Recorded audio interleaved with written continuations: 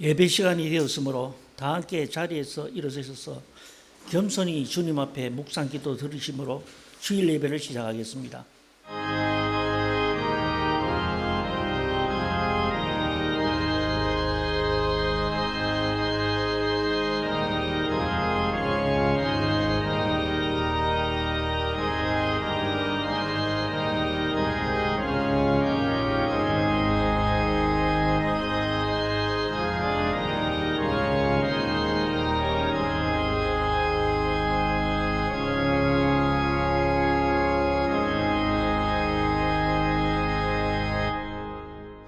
개 찬송 9장 부르시겠습니다.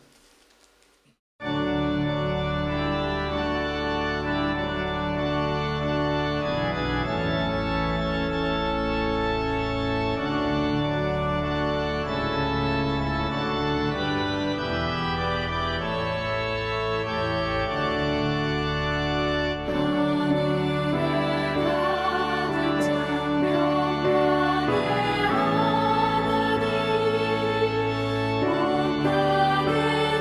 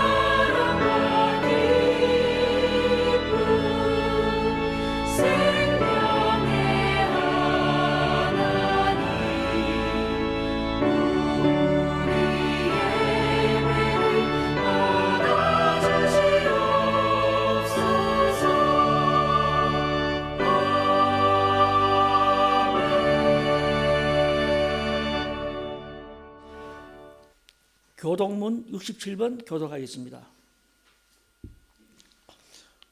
지혜를 얻는 자와 명철을 얻는 자는 복이 있나니 이는 지혜를 얻는 것이 물을 얻는 것보다 낫고 그 이익이 정금보다 나으니라.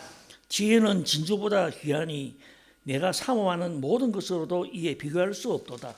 그의 오른손에는 장수가 있고 그의 왼손에는 무기가 있나니 그 길은 즐거운 길이요 그의 지름길은 다 평강이니라. 지혜는 그 얻은 자에게 생명나무라. 지혜를 가진 자는 복되도다. 여호와께서는 지혜로 땅에 틀을 놓으셨으며 명철로 하늘을 견고히 세우셨고 그의 지식으로 깊은 바다를 갈라지게 하셨으며 공중에서 이슬이 내리게 하셨느니라. 내 아들아 완전한 지혜와 근신을 지키고 이것들이 내 눈앞에서 떠나지 말게 하라. 대저 여호와는 지절이시니 내 발을 지켜 걸리지 않게 하시리라. 사도신경으로 신앙 고백하시겠습니다. 천지를 만드신 하나님 아버지를 내가 믿사오며 그 외아들 우리 주 예수 그리스도를 믿사오니 이는 성령으로 잉태하사 동정녀 마리아에게 나시고 본디오 빌라도에게 고난을 받으사 십자가에 못 박혀 죽으시고 장사한 지 사흘 만에 죽은 자 가운데서 다시 살아나시며 하늘에 오르사 전능하신 하나님 우편한 적에 계시다가 저리로서 산 자와 죽은 자를 심판하러 오시리라. 성령을 믿사오며 거룩한 공예와 성도가 서로 교통하는 것과 죄를 사하여 주시는 것과 몸이 다시 사는 것과 영원히 사는 것을 믿사옵나이다. 다 함께 자리에 앉으셔서 찬송가 310장을 부르시겠습니다.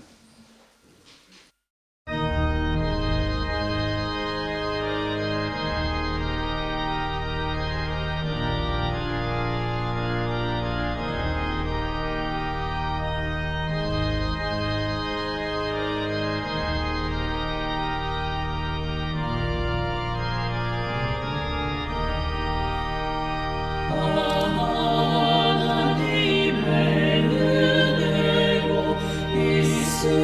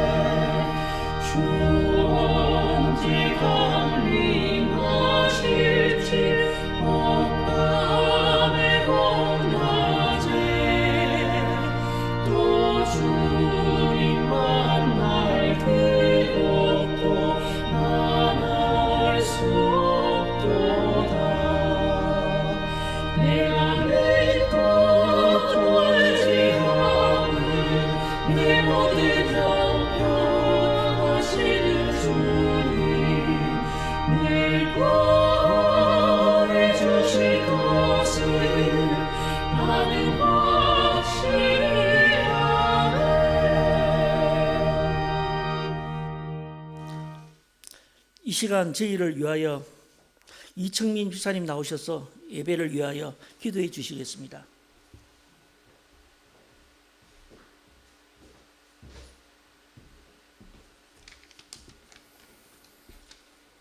다 같이 기도드리겠습니다. 존귀와 영광을 받으시기에 합당하신 하나님 아버지, 거룩한 주일 저희들 주님의 전에 나와 예배드릴 수 있게 하시니 감사합니다. 우리에게 일상을 허락해 주시고 한 주 동안도 기쁨과 평안 안에서 살게 하신 그 은혜와 사랑에 찬양과 영광을 돌립니다. 자비로우신 하나님 아버지, 지난 한 주간 주님 말씀에 순종하지 못했던 일들을 고백합니다. 일상의 고단함과 익숙함을 앞세워 이웃들의 아픔과 슬픔을 돌아보지 못하고 눈과 마음을 닫았던 일들을 회개합니다. 주님, 겸손히 주를 바라게 하시고 오직 예수 그리스도의 은혜만 의지하게 하여 주시옵소서. 사랑의 하나님, 복된 주일 갈급한 심령으로 나아간 우리들, 무엇보다 힘들고 외로운 이들을 위해 손 내밀게 해 주시옵소서. 일상의 작은 일들에 감사하게 하시고 먼저 이웃을 섬기게 하시고 매일매일을 겸손히 주님 앞에 무릎 꿇고 주님을 바라게 하시옵소서. 자비로우신 하나님, 전쟁과 질병, 가난에 고통받는 이들을 기억하여 주사 크신 은혜와 긍휼로 지켜주시고 주의 이름으로 치유와 회복의 역사가 일어나게 해 주시옵소서. 특별히 이 시간 말씀을 전하실 이남기 목사님을 위해 기도합니다. 말씀을 선포하시는 목사님께 능력을 더하여 주시고 영육간에 강건케 하여 주시옵소서. 예배에 참석한 모든 성도들에게 충만한 은혜를 부어주시고 새 힘을 얻게 하여 주시옵소서. 예배드리는 이 시간 끝까지 성령님께서 인도해 주실 줄 믿으며 우리 주 예수 그리스도의 이름으로 기도드렸습니다. 아멘.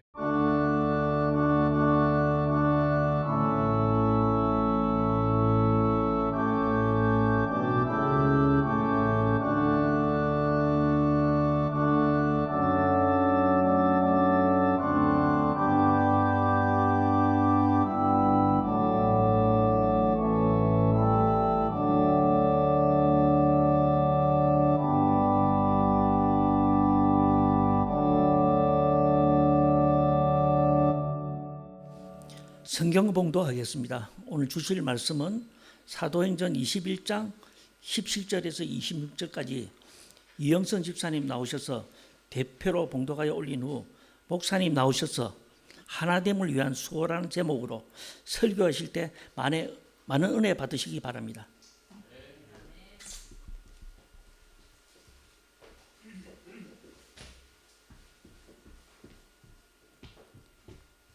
성경 봉독 올리겠습니다. 예루살렘에 이르니 형제들이 우리를 기꺼이 영접하거늘 그 이튿날 바울이 우리와 함께 야고보에게로 들어가니 장로들도 다 있더라.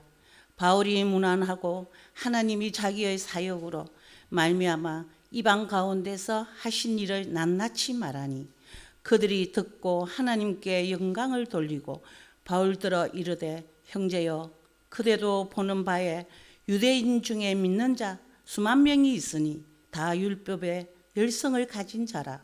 내가 이방에 있는 모든 유대인을 가르치되 모세를 배반하고 아들들에게 할례를 행하지 말고 또 관습을 지키지 말라 한다. 함을 그들이 들었도다. 그러면 어찌할꼬? 그들이 필연 그대가 온 것을 들으니 우리가 말하는 이대로 하라. 서원한 네 사람이 우리에게 있으니 그들을 데리고 함께 결례를 행하고 그들을 위하여 비용을 내어 머리를 깎게 하라. 그러면 모든 사람이 그대에 대하여 들은 것이 사실이 아니고 그대도 율법을 지켜 행하는 줄 알 것이다.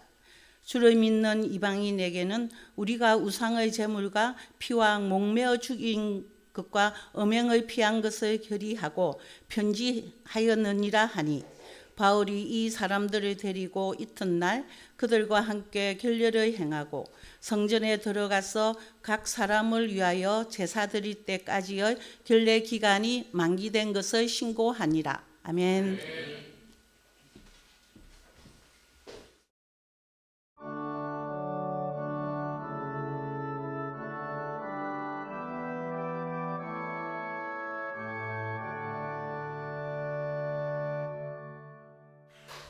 지난 2주일 동안에 사도 바울이 예루살렘에 올라가는 그 여정을 우리가 살폈습니다. 결코 쉽지 않았습니다. 예루살렘에 올라가는 길이 힘들었는데 왜 힘들었냐면 믿는 다른 형제들이 바울을 말렸습니다. 사도 바울이 예루살렘에 올라가면 이제 큰 고난을 받게 될 것이다. 이런 성령의 계시를 받고 바울을 말린 것이죠. 올라가지 마세요 울면서, 이런 목소리를 했는지 모르겠지만 하여튼 극구 말렸어요. 그래서 힘들었죠. 그래서 사도 바울은 예루살렘에 올라가는 길을 성도들 때문에 조금 방해를 받았어요. 마찬가지로 예수님도 예루살렘에 올라가실 때에 누가 반대했습니까? 예루살렘 올라갈 때에 믿지 않는 사람들이 나섰다기보다는 예수님이 아끼는 제자 베드로가 안 됩니다. 그런 일이 있을 수 없습니다. 라고 말했던 것이죠. 우리가 저 천성 새 예루살렘, 이 땅의 예루살렘은 하늘의 천성, 천국을 상징한다고 볼 수가 있어요. 그 천성 예루살렘을 향해서 갈 때에 믿지 않는 사람들이 우리를 방해한다기보다도 어쩌면 믿는 사람이 방해할 수도 있다는 사실, 우리가 한번 생각해 볼 수가 있습니다. 이렇게 이제 우여곡절 끝에 바울과 그 일행이 드디어 예루살렘에 도착했습니다. 예루살렘, 유대교의 성전이 있는 곳이죠. 또 모든 기독교의 모교회, 어머니 교회가 있는 곳이 예루살렘입니다. 신앙적으로는 대단하죠. 여러분 예루살렘 가보셨나요? 가본 것처럼 제가 물어보지만 저도 가보진 않았습니다. 한번 가볼만 하겠죠. 글쎄 저는 뭐 그렇게 가고 싶은 생각은 사실 없는데 그래도 참 대단한 곳이죠. 예루살렘. 유대교 성전이 있었고 그 다음에 우리 기독교가 시작된 곳이 예루살렘이었던 것입니다. 그 바울의 일행들은 대부분 사실 이방인들이었어요. 이방인 교회의 지도자들이 바울과 함께 구제 헌금을 모아서 올라왔거든요. 예루살렘. 그러니까 그 이방인들은 어쩌면 예루살렘에 처음 올라온 사람들이라고 생각할 수 있겠습니다. 그리고 이제 본문에 자세히 기록되어 있지 않지만 방금 말씀드린 것처럼 사도 바울은 이방인 교회 구제 헌금을 이방인 교회에서 모금을 했습니다. 그 당시 예루살렘은 기근이 몹시 심했어요. 먹을 게 부족했습니다. 그래서 그 소식을 접한 바울은 이방인 교회들에게 부탁해서 헌금을 모아서 모 교회인, 유대인 교회인 예루살렘 교회에 전달했던 것입니다. 비록 이방인 교회이고 또 유대인 교회이고 상당히 거리가 있지만 그리스도 안에서 그들의 사랑을 전달했던 것입니다. 여기에 대해서 사도 바울이 로마서 15장 25절에서 27절까지 이와 같이 언급하고 있습니다. 그러나 이제는 내가 성도를 섬기는 일로 예루살렘에 가노니 이는 마게도냐와 아가야 사람들이, 고린도 지역이죠, 예루살렘 성도 중 가난한 자들을 위하여 기쁘게 얼마를 연보하였음이라, 헌금하였음이라. 저희가 기뻐서 하였거니와 또한 저희는 그들에게 빚진 자니 만일 이방인들이 그들의 영적인 것을 나눠 가졌으면 육적인 것으로 그들을 섬기는 것이 마땅하니라. 그래서 이방인 교회가 유대인 교회로부터 영적으로 빚을 졌다는 거예요. 복음을 전해줬으니까. 여러분 예수님의 복음보다 더 귀한 게 어디 있어요? 세상에. 우리에게 죄사함을 주고 영생을 주고 천국을 주는 이 그리스도의 복음, 너무 소중한 걸 받았죠.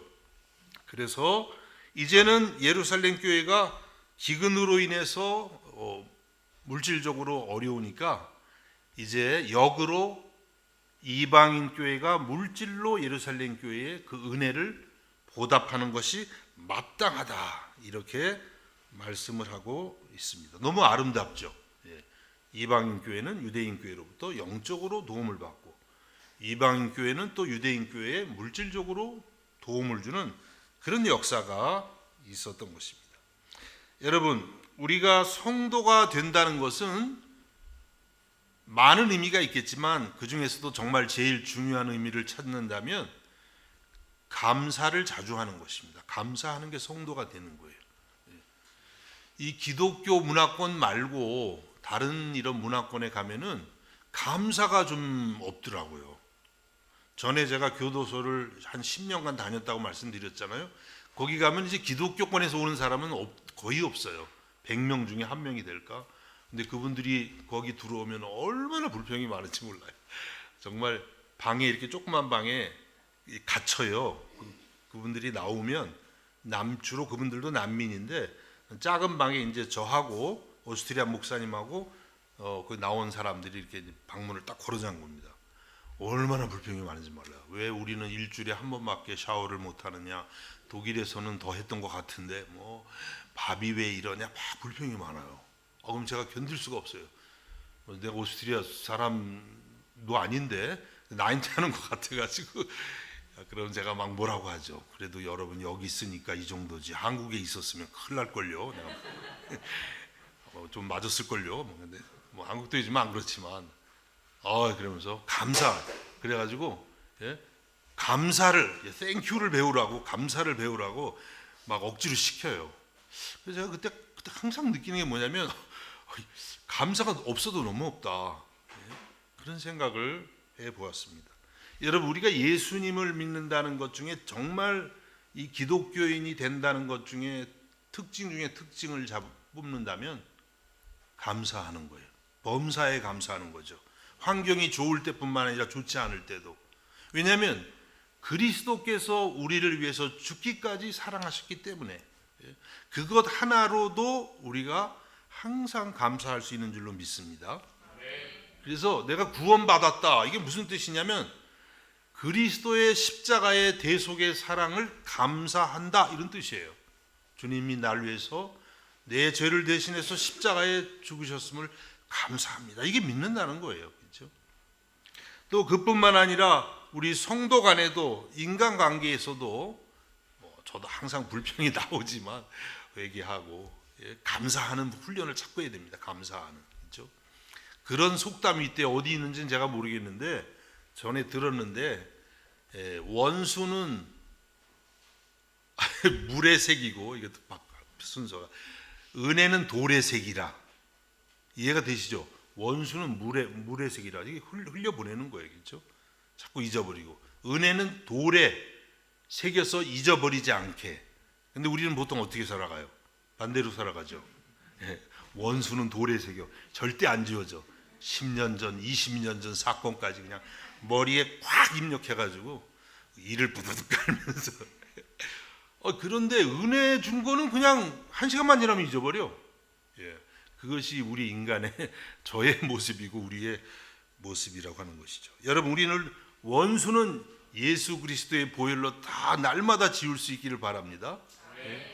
그리고 은혜는 성령의 도우심으로 내 마음 가장 깊은 곳에 확실하게 새겨둘 수 있기를 주님의 이름으로 축복합니다. 이렇게 이제 바울과 그 일행은 이 유대인 교회에 예루살렘 교회에 감사를 표시한 거예요. 그러면 반대로 유대 교회에 보통 우리가 주이시 크리스찬, 메시아닉 크리스찬 이렇게 영어로 말하는데 그 유대 교회의 지도자들은 바울 일행을 어떻게 대접을 했을까요? 사도행전 21장 17절과 18절을 이제 오늘 본문을 보면 예루살렘에 이르니 형제들이 우리를 기꺼이 영접하거늘 그 이튿날 바울이 우리와 함께 야고보로 들어가니 장로들도 다 있더라. 예루살렘에 이르렀는데 형제들이, 여기 형제들은 예루살렘 교회 장로님들이, 야고보 지난주 말씀드렸죠. 낙타무릎. 좀 낙타무릎 좀 되셨어요? 한 주간? 한 번도 꿇지 않고. 저도 좀 하려고 그러는데 아프더라고요. 그래서 이렇게 방석을 까는 게 좀 오래 할 수 있는 것 같아요. 방석이라도 깔고 무릎을 자꾸 꿇어야 돼요. 이 야고보가 이렇게 지도자가 되어 있어요. 그분들이 바울 일행을 기꺼이 영접했다 그랬어요. 기꺼이. 우리 오늘 영어 성경에는 어떻게 되어 있나요? 웜리 따뜻하게 영접했다 이렇게 말씀합니다. 뭐 당연한 것 같죠. 아니 뭐 성도끼리 따뜻하게 영접해야지 그럼 어떻게? 그러나 이것은 당연한 것이 아닙니다. 왜냐하면 앞에 말씀드린 것처럼 여기 온 사람들이 바울을 제외하고는 대부분이 이방인이었을 것으로 짐작이 돼요. 이방인들. 이방인 교회 마게도냐라든지 고린도라든지 이런 데에 지도자들이 이방인들이에요. 이방인 교회. 그래서 그 당시는 여러분 아시지만은 유대인들이 이방인을 뭐 지금도 좀 그런 면이 있지만 아주 무시했거든요. 부정한 사람들. 종교적으로 이방인들은 가까이 해서는 안 되는 사람인 거예요. 그런데 그들을 유대교의 형제들이 따뜻하게 영접했다는 게 놀라운 것입니다. 여러분, 어떻게 이렇게 따뜻한 사랑으로 영접을 할 수 있었을까요? 무엇 때문일까요? 그것은 말할 것도 없이 예수님의 따뜻한 사랑을 그들이 알았기 때문인 것입니다. 여러분, 예수님은 그 사랑으로 모든 경계들을 다 허물었어요. 그래서 사마리아 수가성에서 유대인들이 아주 무시했던 그 사마리아 지역의 한 여인에게 예수님은 물을 달라고 하시면서 접근을 하셨어요. 또 당시에 나환자 같으면 부정한 자이기 때문에 만질 수가 없는데 예수님은 나환자의 몸에 손을 대시면서 나환자를 치료해 주셨습니다. 회당장 야이로의 죽은 딸을 손을 잡아서 일으키셨어요. 여러분 유대 율법에 의하면요 죽은 사람 사체를 만지는 것도 부정한 거예요. 그런데 예수님의 사랑 때문에 그런 게 문제가 안 되는 거예요. 그리고 이방 여인 귀신 들린 그 이방 여인의 딸에게서 귀신을 내쫓아 주셨습니다. 유대인과 이방인의 경계를 뛰어넘는 것이죠.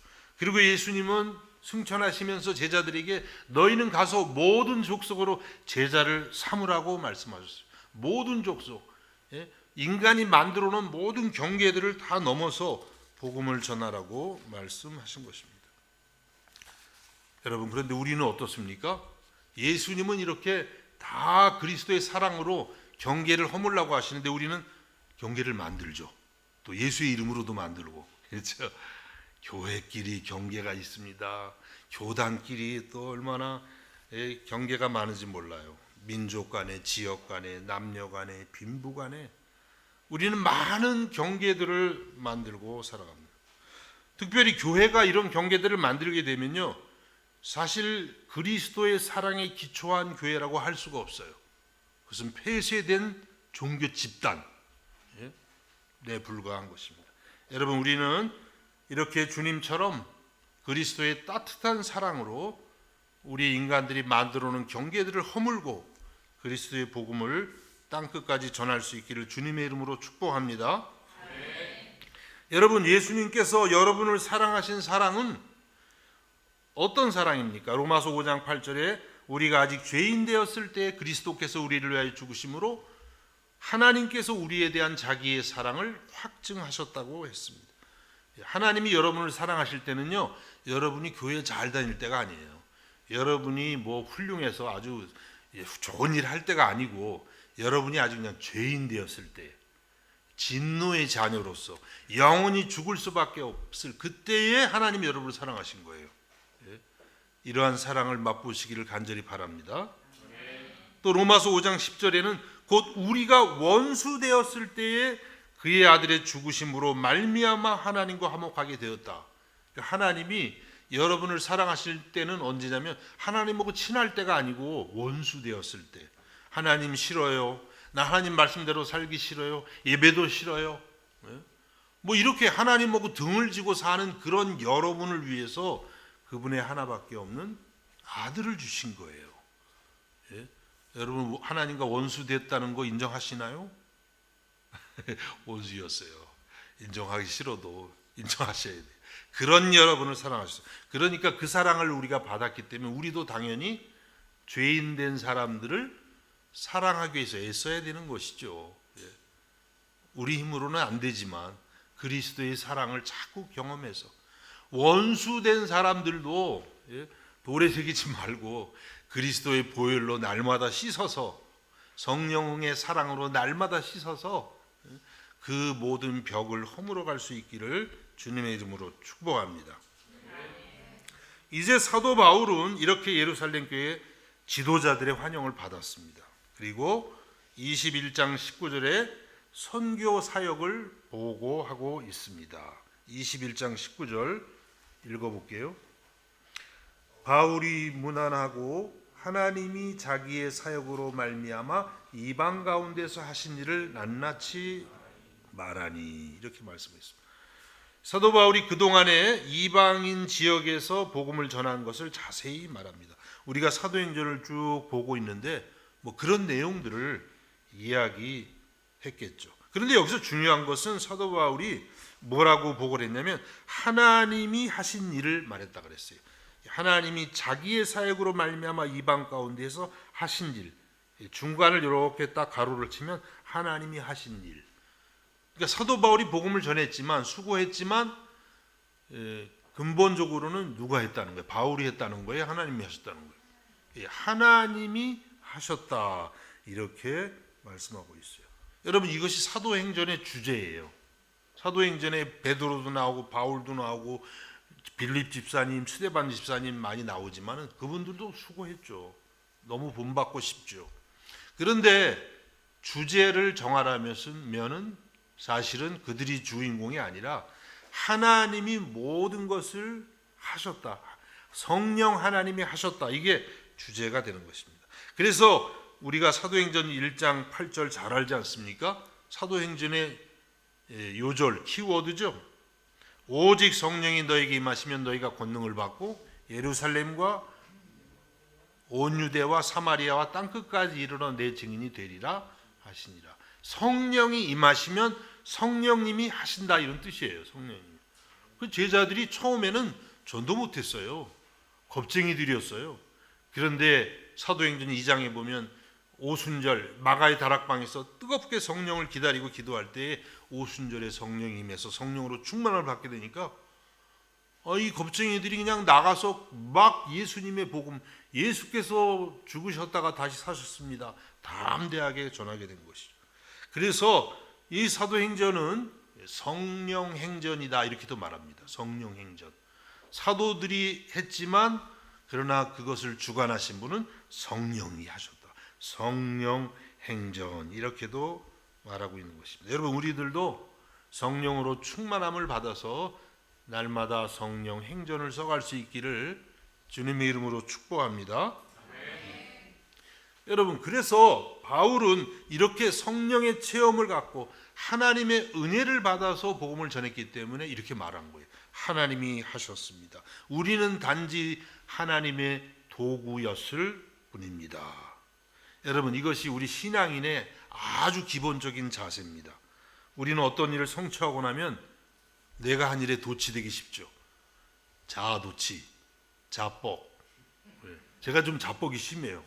근데 왜 심한가 봤더니 잘츠부르크에서 너무 유학생들하고 오래 있다 보니까 그런지 그래서 그런지 모르지만 또 우리가 아무래도 오스트리아에서 조금 눌리는 느낌이 있잖아요. 우리끼리라도 서로 그래, 네가 공주고 너는 왕자다, 나도 공주고 너는 이러면서 위로하면서 그냥 자뻑을 하는 거죠. 그래서 그런지 모르겠는데 저도 좀 자아도취형이에요. 아시는 분은 아시겠죠. 이 자아도취가 사실은 하나님 앞에 큰 죄예요. 우리 하나님께 도취해야지, 예수님께 도취해야 되는데 우리가 뭘 하고 나면 내가 좀 이렇게 했지, 이러기 얼마나 쉽습니까? 그렇게 되면은 여러분, 우리가 사람들에게 칭찬받고 싶고 그러다 보면 어떻게 돼요? 정작 모든 일을 계획하고 인도하고 이루신 하나님은 싹 잊어버리고 하나님이 받으셔야 되는 영광을 누가 받는 거예요? 내가 가로채려고. 그게 또 안 오면 화가 나네. 뭐 다 공감하시죠? 그것이 저와 여러분의 삶인 것이에요.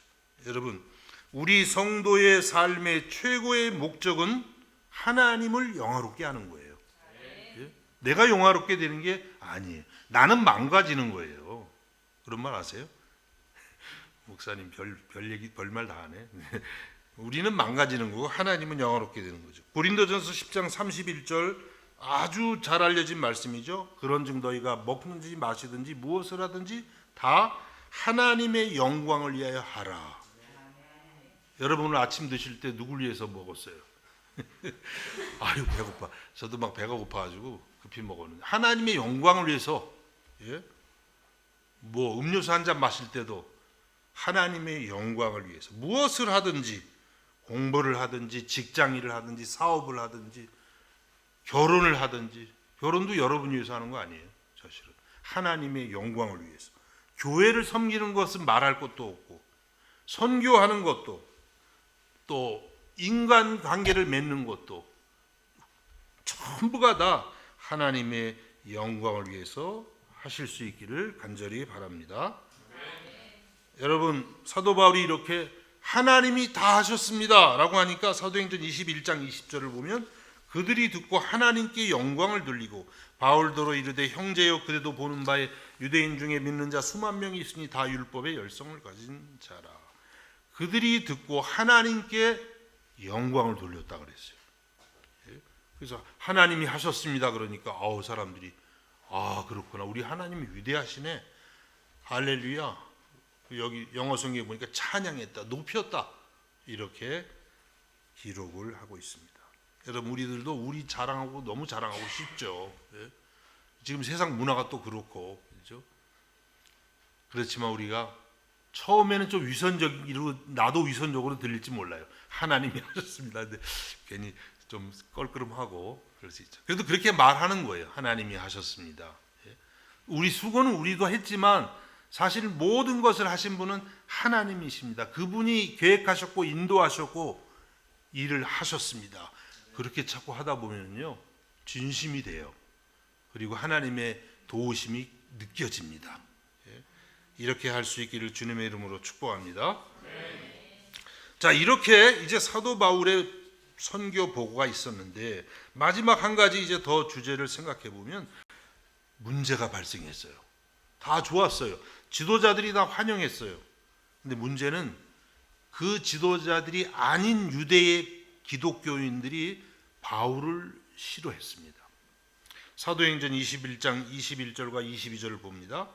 내가, 이 바울을 보고 말하는 거예요. 지도자들이 이방에 있는 모든 유대인을 가르치되 모세를 배반하고 아들들에게 할례를 행하지 말고 또 관습을 지키자 말라 한담을 그들이 들었도다. 그러면 어찌할꼬 그들이 필연 그대가 온 것을 들으리니. 좀 문제가 심각해지는 거예요. 그래서 유대의 많은 유대인이면서 기독교인이 된 그 사람들이 어떻게 바울에 대해서 들었냐면 바울이 다니면서 유대인들을 흩어져 살잖아요. 모세를 배반해라 뭐 이렇게 말했다는 거예요. 그렇게 말하지 않았어요.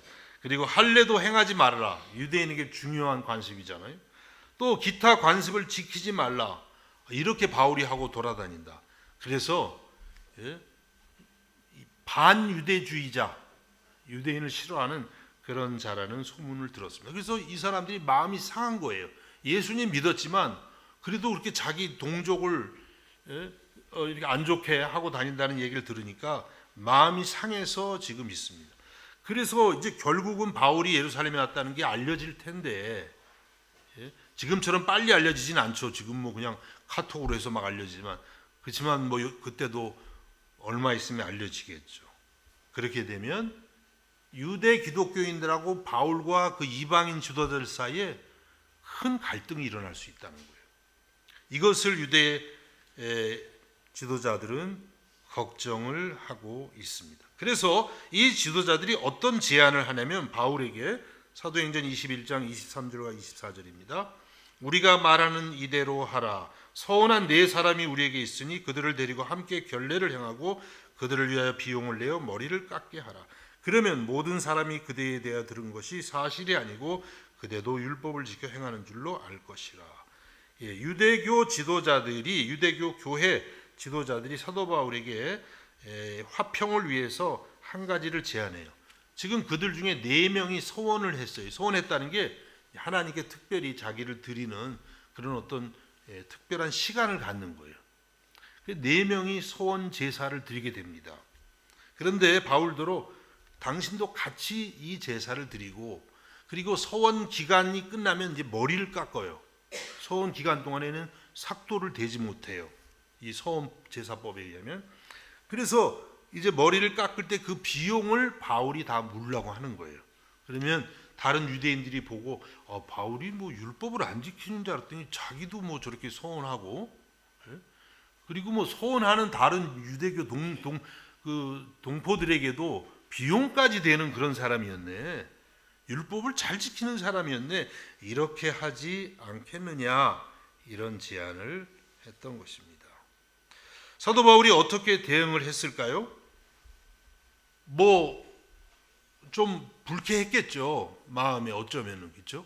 자기는 그동안에 그렇게 열심히 선교하고 모교에 돌아왔는데 환영은 고사하고 같은 형제들이 오해를 하고 있네. 그래서 그냥 그 바울은 그리고 이방인들에게는 율법이 필요 없다고 했어요. 이방인들에게는 그리스도만 믿으면 구원을 받는다고 전했지만 유대인들에게는 그렇게 전한 것은 아니었어요. 오해가 많은 거예요.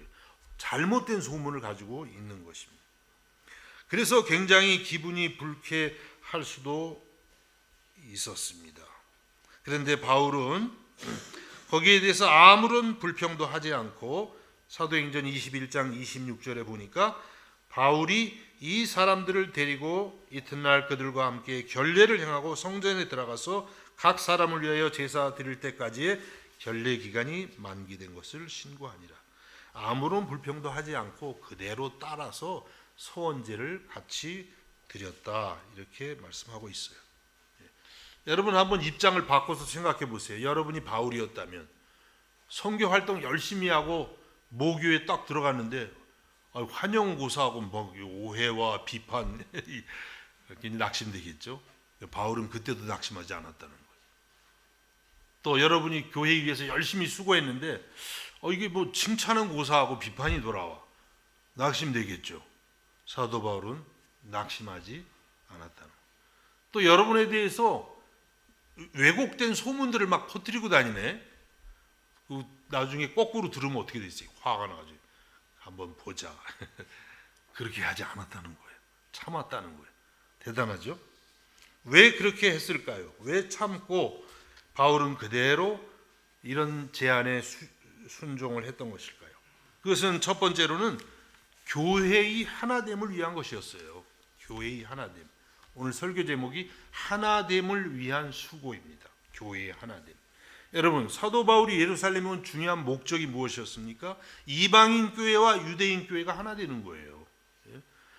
그래서 이 많은 구제 헌금을 가지고 와서 이방인 교회의 사랑을 표시했던 것입니다. 그런데 여기서 만일에 문제가 일어난다면 이방인 교회와 예루살렘 교회가 분쟁에 휘말릴 것은 뻔해요. 그래서 사도 바울은 이런 점을 생각하면서 많은 것을 양보했던 것입니다. 여러분, 사도 바울이 전한 복음의 중요한 요소는 교회의 하나됨이었습니다. 모든 서신마다 교회가 하나 되어야 된다는 것을 바울은 강조하고 있어요.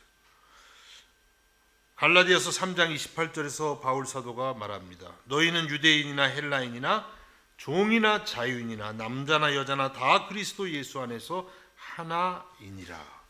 유대인이나 헬라인이나 종이나 자유인이나, 유대인, 헬라인, 이런 어떤 민족적 경계, 종이나 자유인, 신분의 문제, 남자나 여자, 그리스도 예수를 믿게 되면 전부 하나라고 말씀합니다. 여러분, 우리들도 그리스도 안에서 하나를 이루기 위해서 억울함도 참고 오해도 참을 수 있기를 간절히 바랍니다. 그 다음에 이제 정말 마지막입니다. 이제 이 세 번째, 두 번째 한 가지 이유를 더 말씀드리면 왜 이렇게 참았냐면 유대인들에게 복음을 전하려고. 고린도전서 9장 20절에서 23절 좀 긴 말씀인데 복잡해요. 잘 여러분이 들어보시기 바랍니다. 유대인들에게 내가 유대인과 같이 된 것은 유대인들을 얻고자 함이요. 이해가 되시나요? 율법 아래에 있는 자들에게는 내가 율법 아래에 있지 아니하나 율법 아래에 있는 자같이 된 것은 율법 아래에 있는 자들을 얻고자 함이요. 이해가 되시나요? 좀 어렵죠.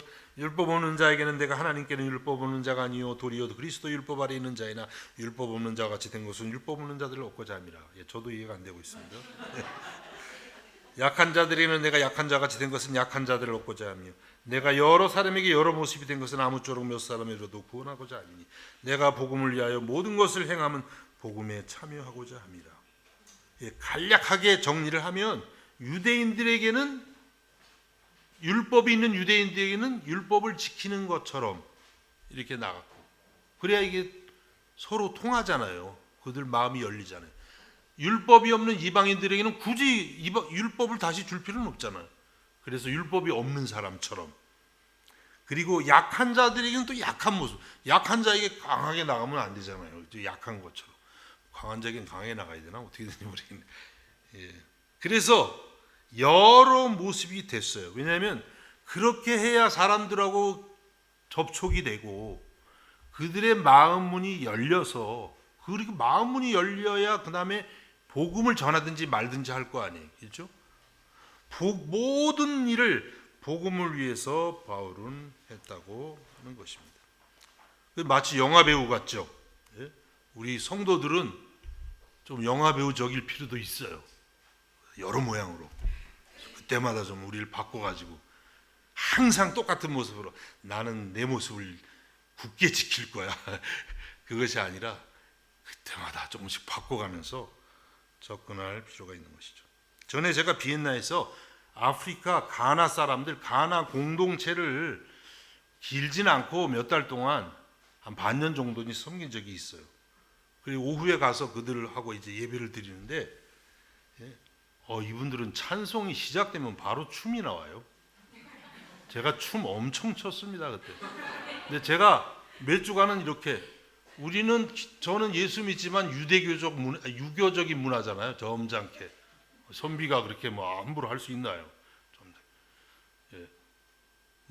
이러고 있는데 거기는 애기들까지 그냥 엉덩이 막 흔들어가는 와 정말 내가 막 민망하고 얼굴이 뜨거워가지고 근데 이래서는 이들하고 하나가 안 되겠더라. 에라 모르겠다 죽으면 죽자 망가지자 그리고 같이 가가지고 아이고 그러니까 그 사람들이 좋아하더라고요. 찬양 한번 해볼까요? 아프리카 찬양?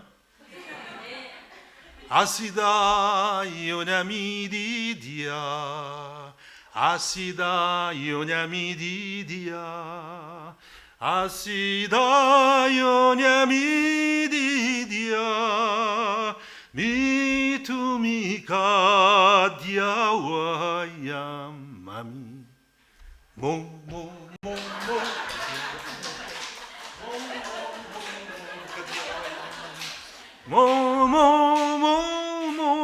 가디아와야 마미 미투미가 디아와야 마미 이게 뭐냐면 하나님이 모든 일을 아름답게 하셨습니다. 이런 찬양이에요. 이걸 가나 사람들은 모르는 사람이 없어요. 교회 안 다니는 사람까지 알더라고요. 제가 전에 한번 맥도날드에 가가지고 잘습으로 딱 보니까 가나 사람이 제가 아프리카인들을 조금 구분하거든요. 신기하죠. 딱 보니까 그래서 가나 사람이랑 묻지도 않고 아시다 요냐미 동양인이 맥도날드에 서가지고 이 여자분이 너무 놀래가지고 눈물을 한없이 흘리는 거예요. 아니 동양인이 자기 앞에 서가지고 자기네 유명한 그 찬양을 부를 줄은 누가 알았겠어요. 그런데 어쨌든 드리려는 말씀은 그렇게 같이 젊은이들에게는 젊은이처럼 아이들은 아이들처럼 없는 사람이 없는 사람처럼 있는 사람이 또 있는 사람처럼 여러 가지로 우리를 바꿔야 되는 거예요. 우리 온누리교회 아웃리치 팀이 이렇게 와서 지금 수고하고 있는데요. 지난 금요일에 같이 난민촌을 갔어요. 요즘 난민촌 들어가기 어렵습니다. 코로나도 있죠. 전쟁도 있죠. 그래서 비엔나에서 찾아봤는데 쉽지가 않더라. 그래서 저기 오버에스트라 쪽에 피클방이라고 하는 그곳에 난민촌을 이제 답사를 해가지고 거기 갔더니 거기는 이제 건물이 몇 동에 이제 있는데 전부 다 시리아 청년들이에요. 시리아 난민. 시리아 내전 있어서 난민들 많이 왔잖아요. 거기 갔는데 그분들이 우리가 이렇게 뭐 스피커도 있고 뭐 있으니까 아랍어 노래를 좀 듣고 싶다 그래가지고 우리 청년들이 아랍어 노래를 딱 틀어줬더니 야, 그 아랍 사람들도 춤 잘 추대요. 그러니 우리 오늘교회 청년들 다 나가서 같이 뭐 한 2시간 조금 거짓말 조금 못해서 한 2시간 친 것 같아. 이야, 몸에다 병이 났을 거예요. 하나가 되니까 이 아랍 사람들이 얼마나 좋아하는지, 이야, 진짜 천국이 뭐 다른 게 아니더라고요. 같이 그냥 춤을 추고 그랬어요. 그러니까 우리가 어디서 왔냐고 하니까 뭐 교회에서 왔다 그래도 별로 뭐 나쁜 반응이 없어요. 이미 그냥 하나가 돼서 친해졌으니까. 여러분, 바울 사도가 여러 모습으로 자기를 낮춘 것입니다. 여러분, 이것이 사도 바울의 선교관이었고 무엇보다 우리 예수님의 선교관이었어요. 예수님이 어떻게 우리를 위해서 선교하셨습니까? 우리를 구원하기 위해서 이 낮고 낮은 땅 위에 사람의 몸을 입고 오신 것이죠. 우리와 같이 되신 거예요. 한없이 저 하늘의 영광, 얼마나 높은 영광인데 그거 다 포기하고 이 낮고 낮은 땅까지 오셨습니다. 마국간에서 나셨어요. 예? 그리고 여러분들처럼 수많은 오해와 억울함을 받고 십자가에서 가장 처절한 그런 처형까지도 당하셨던 것입니다.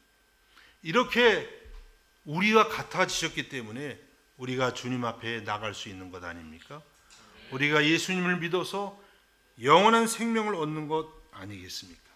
여러분, 우리들도 이 주님의 모습을 본받아서 날마다 낮아지고 또 여러 모양으로 우리를 바꾸어서 이 세상을 주님께로 인도하고 또 교회를 하나 되게 하는 데 수고할 수 있기를 우리 주님의 이름으로 축복합니다.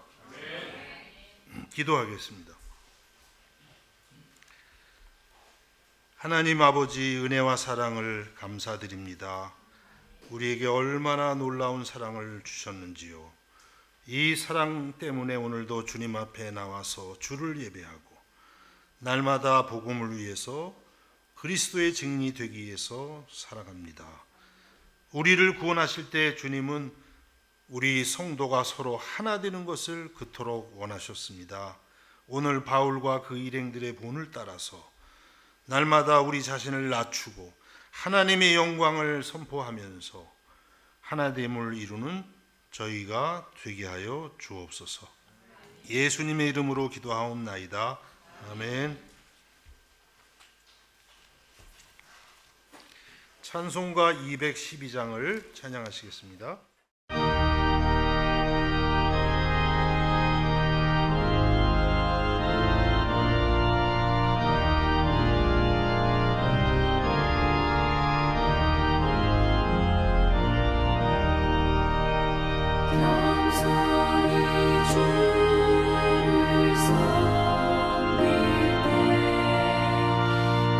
외로운 일이 많은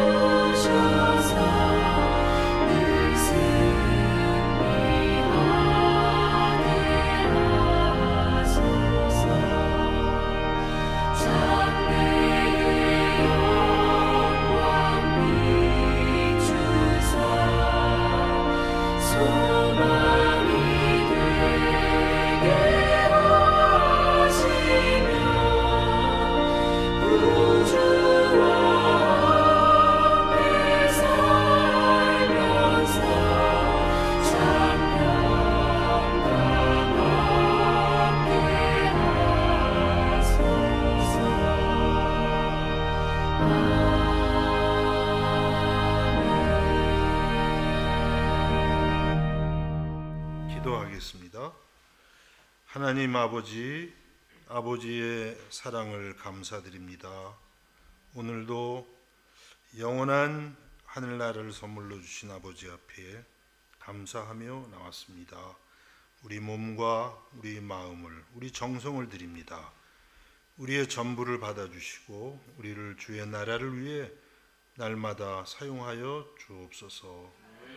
드린 손길마다 기억해 주시고 그 마음의 은혜 위에 은혜를 더해 주시고 아버지의 사랑으로 충만케 하여 주옵소서.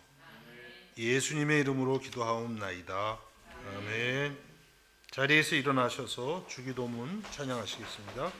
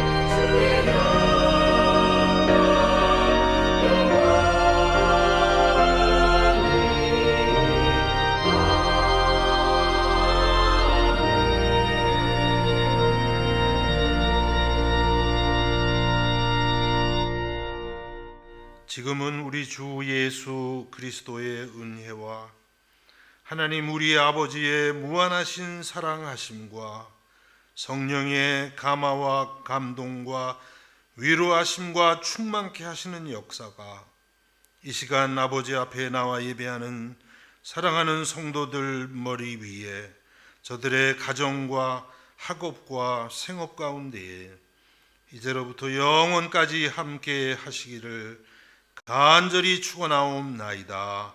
아멘.